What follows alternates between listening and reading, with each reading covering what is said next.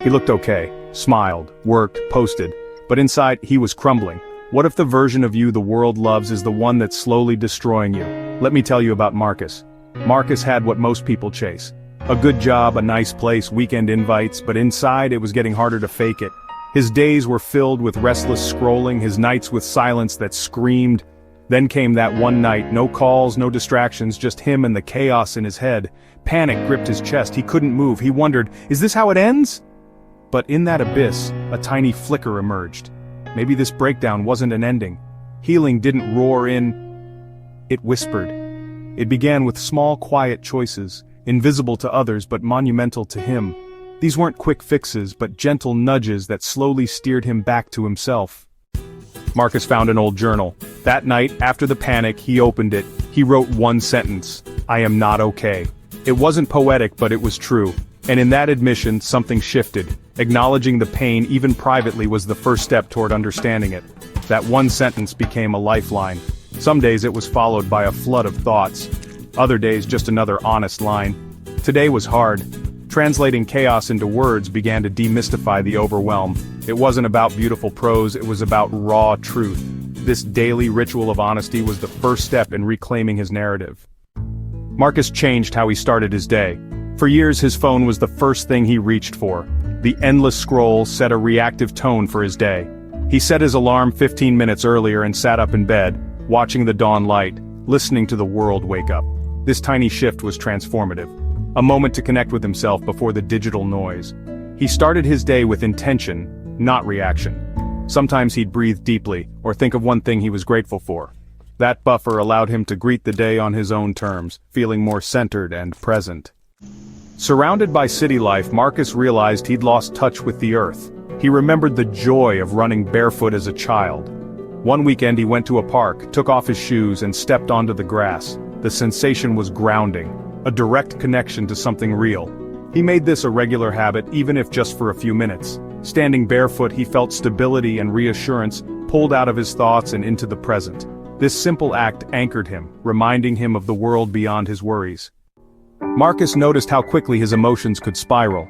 He realized he was living in constant reaction with no space between stimulus and response.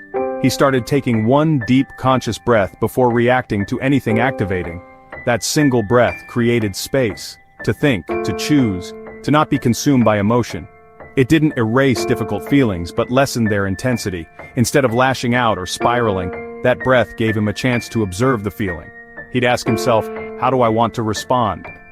This practice began to rewire his default responses, helping him navigate challenges with more calm. Like many, Marcus's morning ritual was coffee first, but he learned the importance of hydration, especially after sleep. He started drinking a glass of water before his coffee.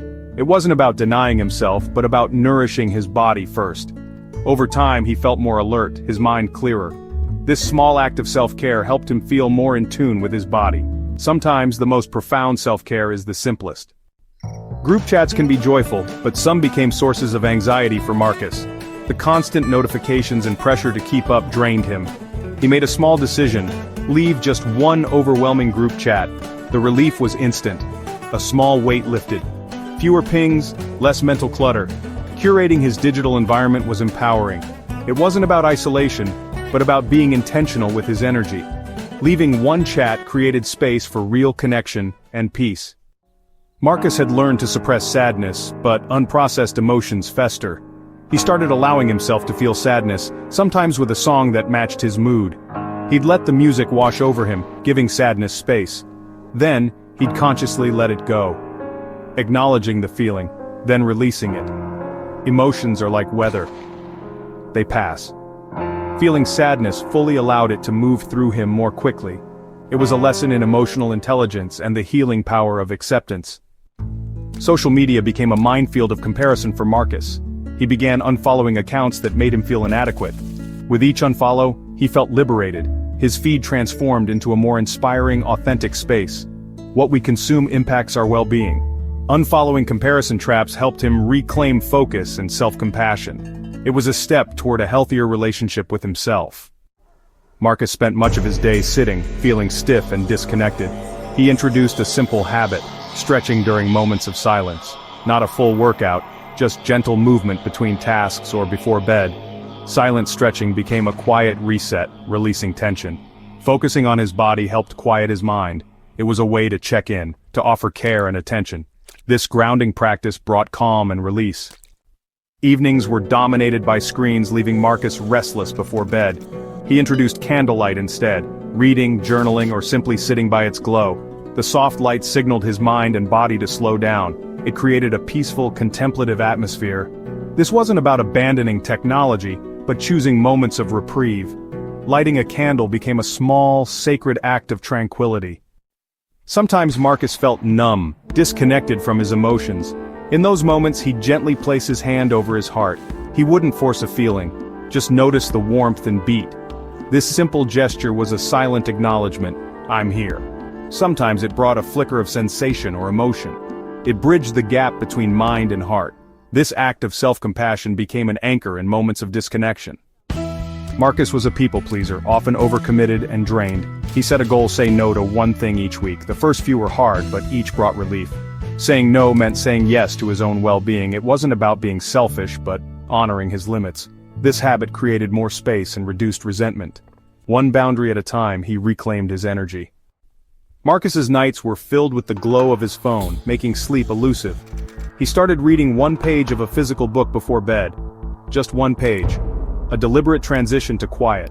The printed word calmed his mind, replacing restless scrolling. Sometimes one page became several, but always brought peace.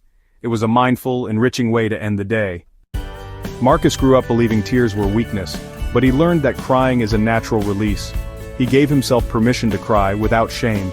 Each time he felt lighter, as if pain was being washed away. Crying didn't mean he was broken, it meant he was healing. It was an act of self-compassion and emotional honesty. Letting tears fall became a profound part of his healing. Marcus's self-talk was harsh, especially in the mirror. He tried a new habit, speaking gently to his reflection. Each morning he offered himself a word of kindness or encouragement. At first it felt awkward, but he persisted. Slowly, kindness softened his inner critic. This daily act reminded him he was worthy of his own compassion. Speaking gently to himself became a powerful shift. Marcus loved walks, but always with music or podcasts. He tried walking in silence, no headphones, just his thoughts. At first the silence was loud, but soon his mind settled. Ideas surfaced, solutions emerged, and he noticed more around him. These walks became moving meditations, spaces for clarity. He listened to his inner voice, processed his day, or simply was present. Walking in silence offered profound clarity and connection. It was a habit that deepened his sense of self. Sometimes Marcus felt frustrated. Healing wasn't linear. He learned healing is a direction, not a destination. It's an ongoing process, not a finish line. There are good days and setbacks, but progress is a spiral, not a straight line. This understanding brought peace and self-compassion. He focused on the journey, not perfection. Healing is about consistent small choices toward well-being. If Marcus's story resonates, hear this. You're not broken. You're awakening. That discomfort isn't the end. It's the beginning of meeting your real self. You're allowed to begin again and again. Each sunrise is a fresh start. Don't close the book on your story. The best chapter is still unfolding. Every small act of self-love writes your next page. So, what will you do today to protect your peace? Say it. I choose peace. If this helped you, share it forward. You never know who needs it. Healing whispers, and it begins with the smallest choices. Follow for more insights and encouragement. Tag someone who needs to hear this today. Remember, you can always begin again.